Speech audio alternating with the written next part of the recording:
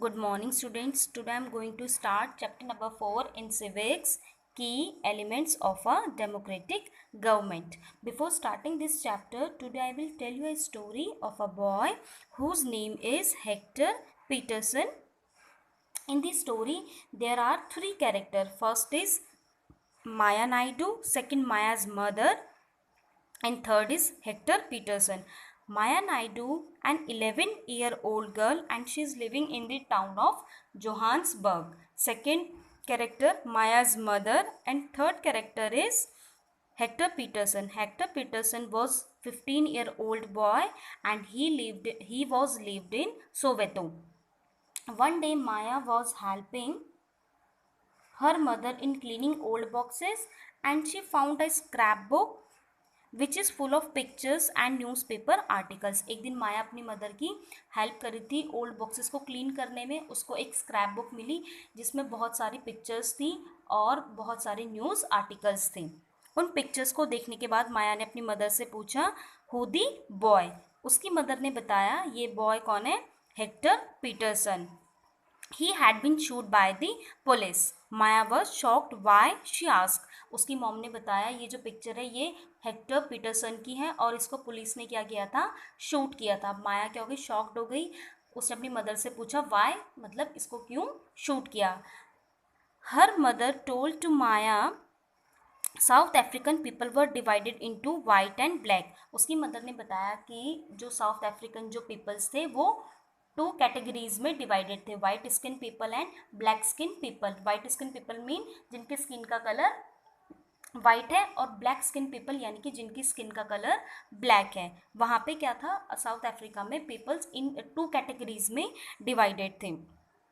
तो जो black skin peoples थे उनके साथ बहुत ज़्यादा क्या होता था, उनके स्किन को लेके बहुत ज़्यादा डिस्क्रिमिनेशन होता था. They were not allowed to mingle with each other, they were not allowed to live near with each other or even to use common facilities. तो जो ब्लैक स्किन कलर के जो पीपल्स थे वो वाइट स्किन कलर के जो peoples थे उनके आसपास नहीं रह सकते थे, वो उनके साथ मिंगल होके नहीं रह सकते थे और ना ही कोई कॉमन फैसिलिटी यूज़ कर सकते थे.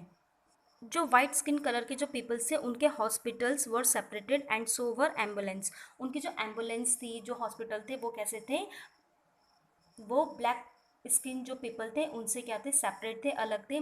उनकी जो एम्बुलेंस होती थी वो वेल इक्विप्ड होती थी. उनके पास जो लैंड्स, उनके जो बस स्टॉप्स हो गए, प्लेटफॉर्म्स हो गए, रेलवे स्टेशन, वो सब उनसे क्या थे, ब्लैक स्किन पीपल से बहुत ज़्यादा अलग थे. Non whites were not allowed to vote. जो ब्लैक स्किन जो पीपल थे उनको राइट टू वोट भी नहीं था, उनके पास वोटिंग राइट भी नहीं था. The best land in the country was reserve for the white people. और जो साउथ अफ्रीका की जो बेस्ट जो लैंड थी वो वाइट पीपल के लिए क्या होती थी, रहने के लिए रिजर्व होती थी. And non white mean black skin people had to live on the वोट्स अवेलेबल लैंड. और जो ब्लैक स्किन के जो पीपल थे उनके पास कैसी लैंड होती थी, वोट्स जो मतलब बहुत बेकार अनफर्टाइल लैंड होती थी वो ब्लैक स्किन पीपल के लिए होती थी. इस तरीके से वहाँ पे क्या था, जो ब्लैक स्किन पीपल थे उनको बिल्कुल भी वाइट स्किन पीपल की तरह ट्रीट नहीं किया जाता था. वहाँ पे बहुत ज़्यादा क्या था, स्किन को लेकर बहुत ज़्यादा डिस्क्रिमिनेशन था, उनको इक्वली ट्रीट नहीं किया जाता था. अब जो हेक्टर पीटरसन था वो कहाँ रहता था, वो रहता था सोवेतो में. He was lived in Soweto. Hector Pieterson जो था वो एक ब्लैक स्किन पीपल था. उसकी जो लैंग्वेज थी वो थी जुलू. लेकिन वहाँ पे उन लोगों के ऊपर फोर्स किया जा रहा था वो कौन सी लैंग्वेज लर्न करें, जो लैंग्वेज वाइट स्किन पीपल बोलते थे, अफ्रीकन्स लैंग्वेज, उस लैंग्वेज को सीखे. लेकिन हेक्टर पीटरसन ने इसके अगेंस्ट प्रोटेस्ट किया. तो उसको क्या किया, जो वहाँ की जो पुलिस थी उन्होंने एक दिन क्राउडी प्लेस में उसको शूट कर दिया. और ये इवेंट था 16 जून 1976. इस इवेंट से बहुत ज़्यादा वहाँ पे जो ब्लैक स्किन उन लोगों ने प्रोटेस्ट करना स्टार्ट किया. तो उसमें एक ब्लैक स्किन पीपल थे, नेल्सन मंडेला. ये अफ्रीकन लीडर थे. इन्होंने बहुत लंबे टाइम तक क्या किया, स्ट्रगल किया, फाइट किया और फाइनली इनको 1994 में क्या मिला, सक्सेस मिली इस चीज़ को ख़त्म करने के लिए. जो वहाँ पे स्किन को लेके जो डिस्क्रिमिनेशन होता था उसको क्या किया गया, नेल्सन मंडेला ने बहुत टाइम तक, नेल्सन मंडेला एक अफ्रीकन लीडर थे, उन्होंने क्या किया, इसको लेके बहुत टाइम तक स्ट्रगल किया, प्रोटेस्ट किया और उनको सक्सेस मिली 1994 में। इसके बाद से जो अफ्रीका था वो एक डेमोक्रेटिक कंट्री बना, और डेमोक्रेटिक कंट्री में सभी पीपल, वाइट स्किन पीपल और ब्लैक स्किन पीपल को एक जैसा इक्वली ही ट्रीट किया गया। Now you here the new word democratic country. आपने अभी एक नया वर्ड सुना, democratic country. What do you mean by democratic country? Democratic country mean जहाँ पे जो पीपल्स को भी क्या होता है, पार्टिसिपेशन करने, जहाँ पे जो पीपल होते हैं, ऑर्डिनरी पीपल, जो आम जनता होती है, वो भी क्या करती है, गवर्नमेंट में पार्टिसिपेट करते हैं। वो पार्टिसिपेट कैसे करती है, अभी मैं आपको आगे एक्सप्लेन करूँगी। आपने सुना होगा एक वर्ड, पार्टिसिपेशन। जो डेमोक्रेटिक कंट्री होती है वहाँ पे जो पीपल्स होते हैं वो इलेक्शन के थ्रू, बाय वोटिंग के थ्रू क्या करते हैं, डेमोक्रेटिक गवर्नमेंट में एक पार्टिसिपेशन करते हैं। वो क्या करते हैं, इलेक्शन के थ्रू, वोटिंग के थ्रू क्या करते हैं, पीपल अपने रिप्रेजेंटेटिव को इलेक्ट करते हैं, और ये जो रिप्रेजेंटेटिव होते हैं ये डिसीजन लेते हैं किसके बिहाफ पे, जो आम जनता होती है उनके बिहाफ पे क्या करते हैं, डिसीजन मेकिंग करते हैं। उनके जो वेलफेयर हैं उनको, उनका वेलफेयर, उनकी वॉइसेस, उनके इंटरेस्ट को माइंड में रख के क्या करते हैं, रिप्रेजेंटेटिव डिसीजन लेते हैं।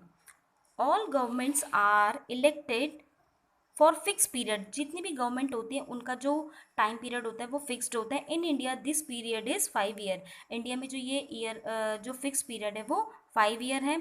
कोई भी गवर्नमेंट की जो पावर है वो सिर्फ 5 ईयर तक स्टे करती है। If they want to continue to be in the power then they have to be reelected. अगर कोई गवर्नमेंट को दोबारा से ही पावर में आना है तो अगेन 5 ईयर बाद क्या होते हैं, दोबारा से इलेक्शन होते हैं, और जो ऑर्डिनरी पीपल होते हैं वो रिप्रेजेंटेटिव को इलेक्शन के थ्रू चूज करते हैं, और उनकी गवर्नमेंट, और गवर्नमेंट जो मेकिंग ऑफ गवर्नमेंट है उसमें पार्टिसिपेट करते हैं। In this way the power of the government gets limited by regular election. Regular election यानी कि हर 5 ईयर के बाद क्या होते हैं, इलेक्शन होते हैं। इन इलेक्शन की ही थ्रू क्या होती है, जो गवर्नमेंट की जो पावर होती है वो लिमिटेड होती है। क्योंकि अगर कोई गवर्नमेंट 5 ईयर तक क्या करती है, बहुत अच्छा वर्क करती है, पीपल्स के वेलफेयर को ध्यान में रखते हुए वर्क करती है, तो अगले फिर 5 ईयर बाद भी जो पीपल्स होते हैं वो दोबारा ही उन रिप्रेजेंटेटिव को चूज करते हैं। अगर कोई गवर्नमेंट अच्छा काम नहीं करती है, लोगों के वेलफेयर को ध्यान में नहीं रखती है, उनकी वॉइसेस, उनके इंटरेस्ट को नेगलेक्ट करती है, तो पीपल क्या करते हैं, फिर आने वाले 5 साल जो 5 ईयर हैं उनमें दोबारा से उनको वोट नहीं करते। इस तरीके से क्या होता है, इलेक्शन, रेगुलर इलेक्शन के थ्रू ही जो पीपल्स हैं वो गवर्नमेंट की पावर को लिमिटेड करते हैं। Now our last topic is equality and justice. Equality and justice is one of the key ideas of a democratic country. जो इक्वलिटी और जस्टिस है वो एक डेमोक्रेटिक कंट्री का एक की फीचर है। The earlier practice of untouchability is now banned by law. What is untouchability? Untouchability mean it is a practice in which some lower caste people are kept at a distance from upper caste people. ये जो untouchability है इसका mean ये है कि जो lower caste के people होते हैं वो अपर कास्ट पीपल से हमेशा एक डिस्टेंस बना के रखते हैं। वो डिस्टेंस देखो इसीलिए उन लोगों को, जो लोअर कास्ट पीपल हैं उनको पहले क्या होता था, उनको अपर कास्ट जो पीपल हैं उनके साथ एजुकेशन लेने की परमिशन नहीं थी। उनको जो पब्लिक टैप्स हो गए, वाटर टैप्स हो गए, उनको यूज़ करने की परमिशन नहीं थी। उनको जो पब्लिक टेम्पल्स है वहाँ पे जो उनकी एंट्री थी वो अलाउड नहीं थी। तो इस तरीके से जो अपर कास्ट जो पीपल थे उनके साथ बहुत ज़्यादा डिस्क्रिमिनेशन होता था।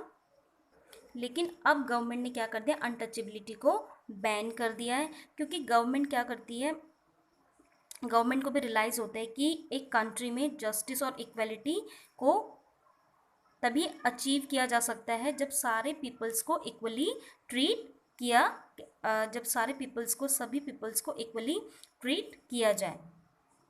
Now here our chapter ends. Thank you, have a good day.